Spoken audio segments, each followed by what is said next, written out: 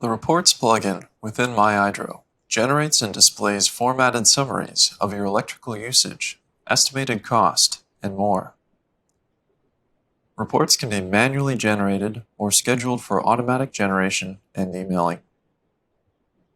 A list of report profiles belonging to your account can be seen at the top left-hand side of the page, with scheduled reports being indicated by the Scheduled column. Selecting a profile from the list will update the info on all panels. Directly below, you'll find details for the selected report, including report title, period, type, and other report type-specific information. This panel also includes information for scheduling, such as the effective date, next scheduled date, and a list of email recipients.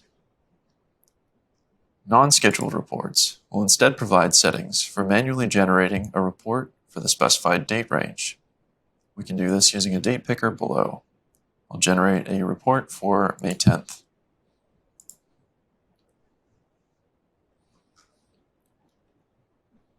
At the top right-hand side of the screen is the Report Period dropdown. This contains a list of all previously generated report instances and the respective date range.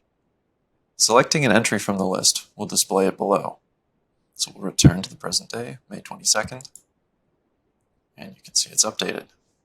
Underneath the selected report are buttons for printing, emailing, and for supported report types, downloading a CSV.